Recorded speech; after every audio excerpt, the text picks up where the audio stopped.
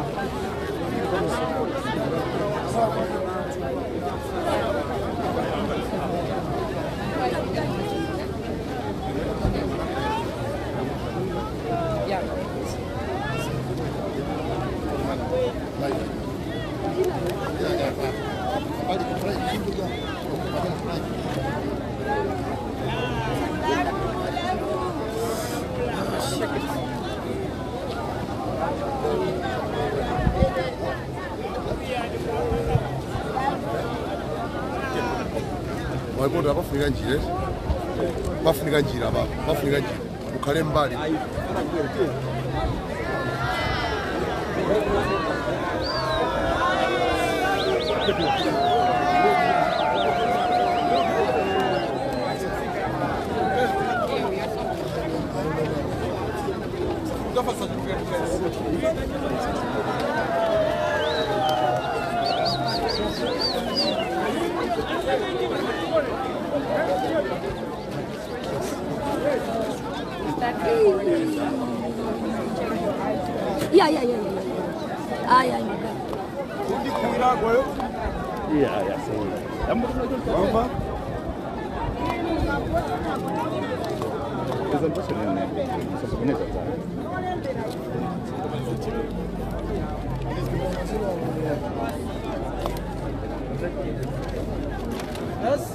Yeah. Itana. Peji.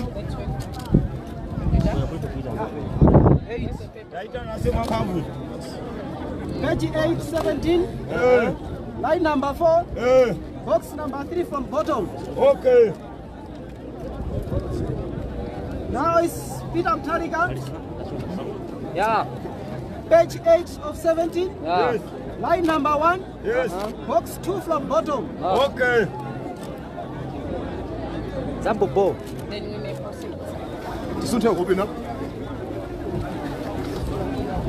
Sorry. tisunte afuna kugenshira osoma mugwaza Sorry bim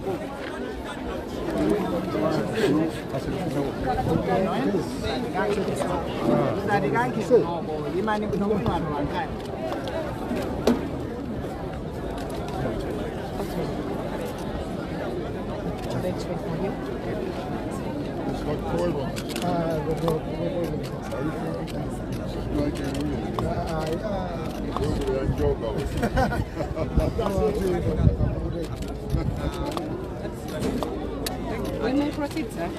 Yeah. Here is breakfast. Thank you. So this is ballot selection. Yeah, so going down the faces, those who are standing.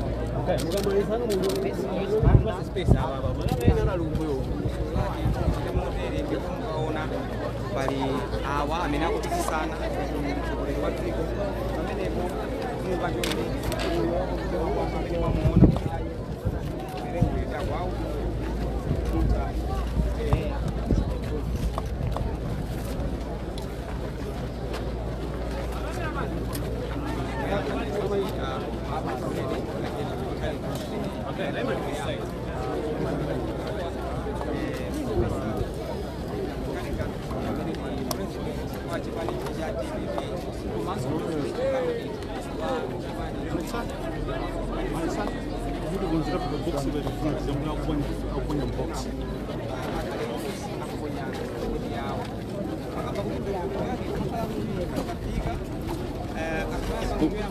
Ase Jeff. Pangono eh?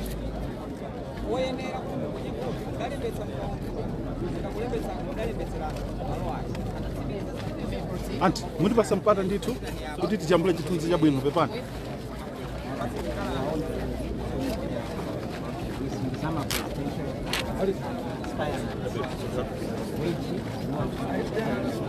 Are you done? Yeah. Jeff, waru vambiri. Awo watu sunka pamono bwana ndipo yakupase mpata. We would want a clean one.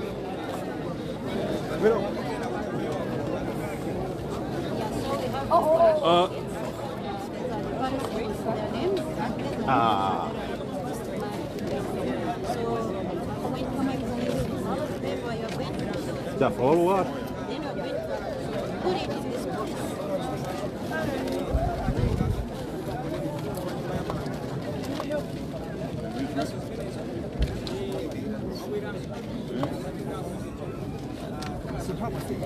Now take your time. Oh, you can put it again. Yes. Better. No, you just need to put it again. Let's put it again. Yeah. Sunda bangono, sunda ni madam bangono. Sunda bangono. Sunda. Sunda ni bangono madam. No, just put it out. Madam, move away. Ah. Haris.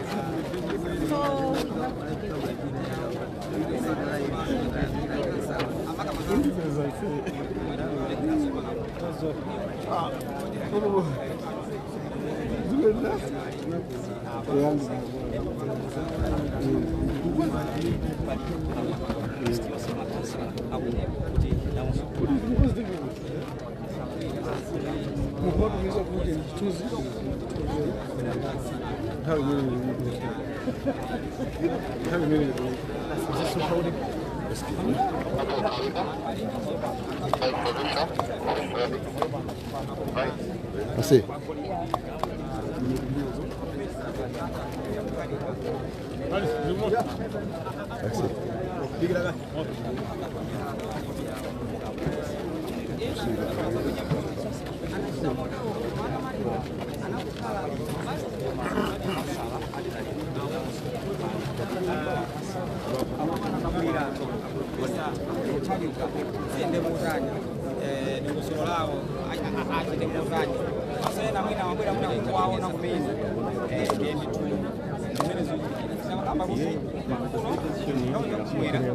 Unali nditu amene akuyisana pa ulendo wa president angapo nditu amene nditu apotera maboma osiyanasiyana.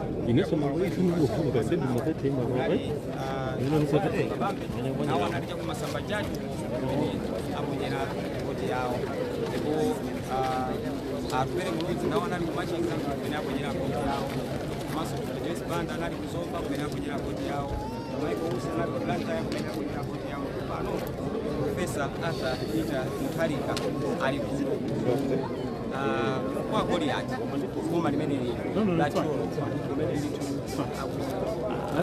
akuponyera nditu voti yawo kosa chedwa tikhale tikuyankhula ndi Profesa Arthur Peter Mutharika kuti tingoyankhula nawo mwachidule kuti mwina anthu ankupanga appreciate kuti zinthuzo zayenda motani kaponyedwe ka voti kaenda motani tikhale ndithu tikuyankhula nawo kosa chedwa pang'ono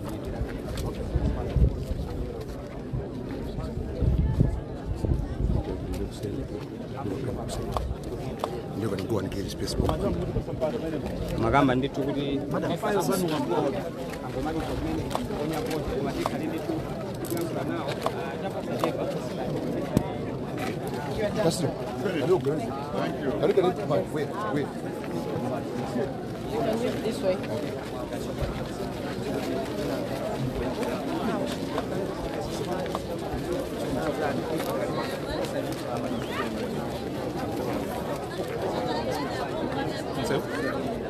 Party specific.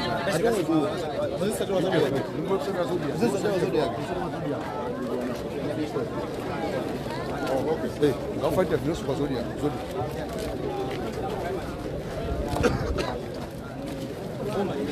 Where?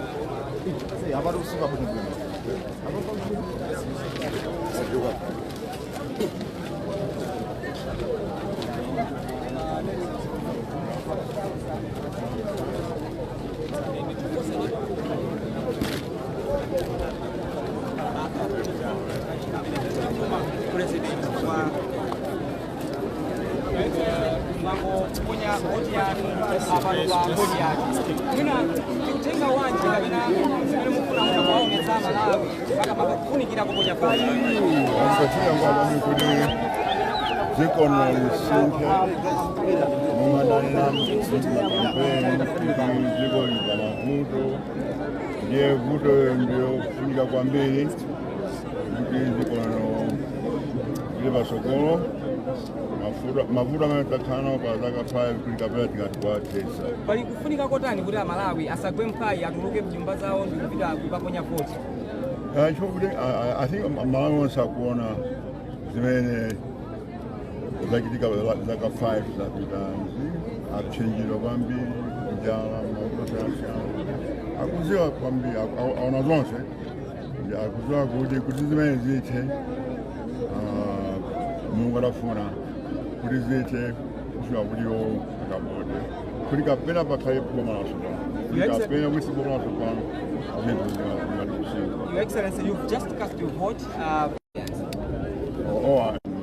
Bringing a new government, and maybe a new government will try its best to correct some of the problems. And when you have a situation like this where in 5 years a government has not been what will happen with that hope, and so on and so forth. That's why we have elections every 5 years. Now, voting is a right, and we have seen people coming in their large numbers to vote. But maybe there could be some who have not yet made up their mind to go and vote. What would you tell them? Well, to tell them that it's very, very important that they should go and vote.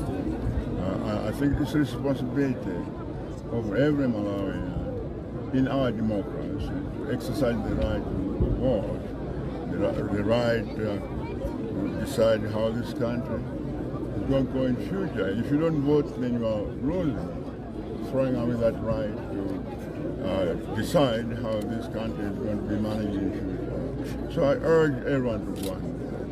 What's your general impression of the election process today? General impression of the Election processes today from the start to where you casted your first ballot? Well, I haven't been to many places, but I'm told there's a good turnout. I'm told there are a few places where they've found some funny things. I think some ballot papers. I think Chilomoni, somewhere, a place called Malembo, in Longwe, and a few others. A few irregularities, but the impression I'm getting is that this is going really well, better than we expected. I think it's going well. I think everyone is behaving responsibly, both the government and the opposition. We all wish this country well. So I think everyone is exercising responsibility and restraint. And I think it's going to be that way. As we wait for results, your message to Malawians? My message? Yes. My message is we will wait for the results, and then after that we take Malawi forward. Thank you so much. That's Professor Alilitsa Mutarika, former president of Malawi.